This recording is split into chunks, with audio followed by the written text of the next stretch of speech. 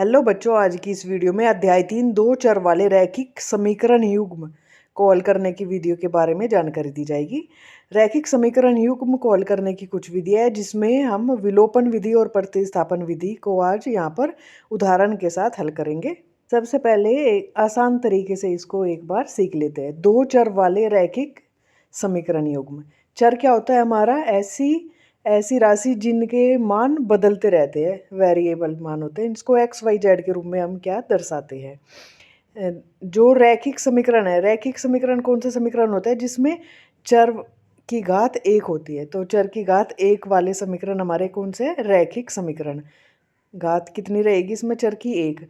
दो चर की जगह अगर हमारा एक ही चर होता तो समीकरण कैसे बनती? जैसे x जमा 2 बराबर 10। तो इसमें एक चर होने से क्या होता है हमारा? डायरेक्ट हम इसका मान निकाल लेते हैं। x बराबर आ जाएगा 10 नफी 2 बराबर 8। लेकिन अगर हमारे क्या है यहाँ पर? चर दो है, दो चर है, तो x और y हम दो चर जैसे ले लेते हैं। यहाँ पर x जमा वाई बराबर हमने यहाँ पर लिया है 5। तो यहाँ पर दो चर होने से डायरेक्ट मान एक समीकरण से हम नहीं निकाल सकते, इसलिए हमें दो समीकरण की ज़रूरत पड़ती है। दूसरी हमने ले लिया x माइनस वाई बराबर 3। अभी दो समीकरण होगी तो इसमें हम अब इस युग्म से समीकरण का मान निकाल सकते हैं, यानी कि x और y का मान निकाल सकते हैं। ऐसे समीकरण को हल करने के लिए हम यहाँ पर दो विधियों से इनको हल करना सीखेंगे। पहली विधि हमारी विलोपन विधि। विलोपन विधि में हम क्या करते हैं? जो हमारे दो चर है उसमें से एक चर का विलोपन कर देते हैं, एलिमिनेशन कर देते हैं। जैसे x का या y का कर देंगे तो हमें एक ही चर में हमारा समीकरण मिल जाएगा। यहाँ पर हम क्या करते हैं? समीकरण ए में समीकरण दो को जोड़ देते हैं। तो उससे क्या है? प्लस माइनस की वजह से y हमारा कट जाएगा। समीकरण एक व दो को जोड़ने पर क्या होगा? हमारा y से y कट जाएगा। x कितना हो जाएगा? 2x बराबर ये जुड़कर 8। x बराबर 8/2, यानी कि x की वैल्यू आ गई हमारी 4।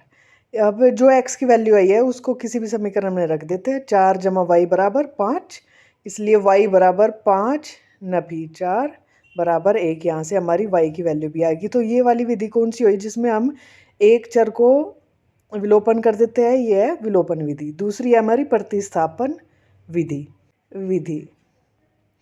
इस विधि में हम क्या करते हैं? एक समीकरण से एक चर का मान निकालकर उसको दूसरे समीकरण में प्रतिस्थापित कर देते हैं। जैसे x जमा वाई बराबर कितना है हमारा? 5।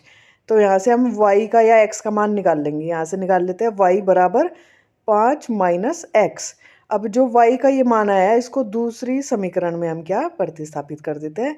x माइनस y का मान कितना आ गया हमारा? यहाँ से 5 माइनस एक्स। 5 माइनस एक्स बराबर हमारा कितना है समीकरण में?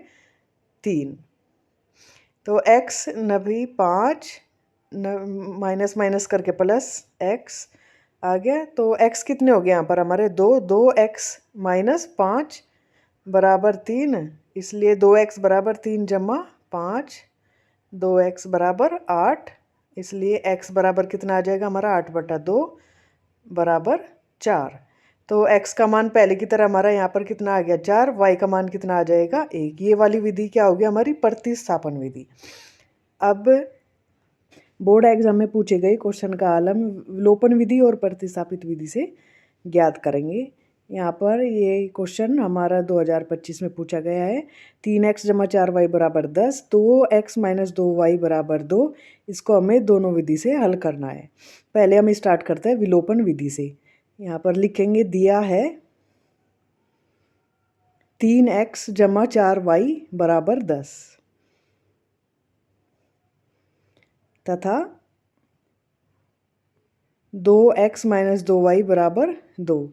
इनको समीकरण नंबर 1 और समीकरण नंबर 2 हम मान लेते हैं। अब यहाँ पर हमारी जो चर राशि है उनके गुणांक अलग अलग है। उनके गुणांक को सेम करने के लिए हम इसमें गुणा करेंगे। अगर x को सेम करना है तो ऊपर नीचे 2 की और नीचे 3 की गुणा करेंगे। y को सेम करने के लिए क्या है? नीचे बस 2 की गुणा हमें करनी पड़ेगी। जो आसान होता है उसको ही हम कर लेते हैं। तो समीकरण नंबर 2 में 2 से गुणा करने पर जो चर राशि डायरेक्ट नहीं कट रही तो उनके क्या करेंगे? हम गुणांक सेम कर लेते हैं। पहले गुणा करके 2 से गुणा करके इसको फिर क्या करेंगे? समीकरण 1 में जोड़ देंगे। समीकरण 1 में जोड़ने पर। हमारा समीकरण 1 क्या है? 3x जमा 4y बराबर 10। और 2 की गुणा करने से 2 समीकरण क्या आ गया? 2 दूनी 4x माइनस 4y बराबर 4। यहाँ दोनों को जोड़ेंगे तो हमारा 4 और 3 7x, y से y कट गया, 4y से 4y कट गया और यहाँ पर आ गया हमारा बराबर 14। x बराबर आ गया 14/7। x बराबर 7 दूनी 14, तो x की वैल्यू इसलिए आ गई हमारी x बराबर 2। एक चर का मान निकालने से अभी हम क्या करेंगे, उसका मान किसी भी समीकरण में रखेंगे और दूसरे चर का मान यहाँ से हम निकाल लेंगे। जैसे हमने समीकरण 1 लिया तो x बराबर 2 समीकरण 1 में रखने पर 3 गुणा x की जगह 2 जमा 4y बराबर 10। 3 दूनी 6 जमा 4y बराबर 10। 4y बराबर 10 नफी 6। 4y बराबर 10 में से 6 जाके हमारा कितना आया? 4। और यहाँ गुणा में था, यहाँ 4 बटा में चला जाएगा। 4 एकम 4, y बराबर कितना आ गया हमारा? 1। अतः यहाँ पर हमारा समीकरण हल करने पर x y के जो मान आ गए, अतः x बराबर आ गया हमारा 2 और y बराबर यहाँ से हमारा आ गया 1। इसको हम किसी भी समीकरण में रखकर अपने उत्तर की जांच भी कर सकते हैं। जैसे 3x जमा 4y बराबर हमारा कितना है? 10। x का मान हमारा यहाँ से कितना आया? 2 और y का मान कितना आया? 1। 3 गुणा 2 जमा 4 गुणा y की जगह क्या लिख देंगे? 1 बराबर 10। 3 दूनी 6 जमा 4 एकम 4 बराबर 10। 4 6 10 बराबर 10। तो RHS बराबर LHS, इसलिए हमारा ये हल जो है वो सही है। भी हम दूसरे तरीके से हल करेंगे प्रतिस्थापन विधि से। दिया है 3x जमा 4y बराबर 10। समीकरण 1 2x माइनस 2y बराबर 2। ये समीकरण हमारी 2 है। प्रतिस्थापन विधि में हम क्या करते हैं? एक समीकरण से किसी एक चर का मान निकाल लेते हैं।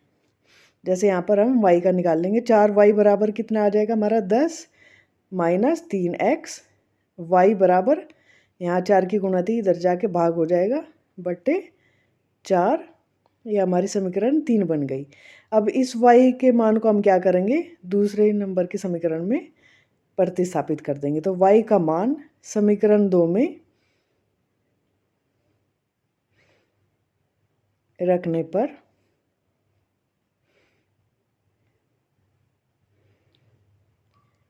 2x माइनस 2y की जगह क्या लिख देंगे हम? 10 माइनस 3x बटे 4 बराबर कितना है हमारा समीकरण में? 2। 2x माइनस 2 से 4 2 बार कट गया, तो माइनस यहाँ पर कितना आ गया हमारा? 10 माइनस 3x बटा 2 बराबर 2। हर बराबर कर लेंगे तो ऊपर नीचे 2 की गुणा हो जाएगी। 2 दूनी 4x minus 10 minus minus plus 3x बटा कितना हो गया? 2 बराबर 2। 4 और 3 7x माइनस 10 बराबर 2, यहाँ भाग में उधर गुणा में हो जाएगा।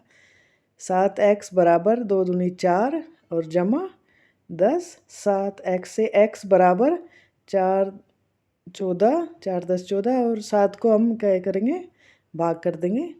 7 दूनी 14, तो x का मान यहाँ से भी कितना आ गया हमारा? 2। तो प्रतिस्थापन विधि से भी हमारा क्या आया? x बराबर 2। अभी जो x का मान है उसको किसी भी समीकरण में रखकर हम क्या करेंगे? y का मान निकाल लेंगे। x बराबर 2 समीकरण 1 में रखने पर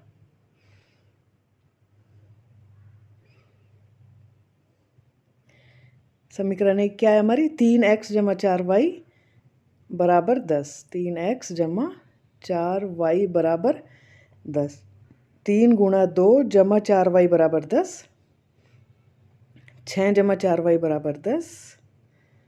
4y बराबर कितना आ जाएगा 10 माइनस 6, 4y बराबर 10 में से 6 जाकर 4, y बराबर 4/4। तो यहाँ से y का मान बराबर कितना आ गया 1। वही मान जो हमारे विलोपन विधि से आए थे। अतः x बराबर 2 और y बराबर 1, यही हमारा आंसर है। Thank you.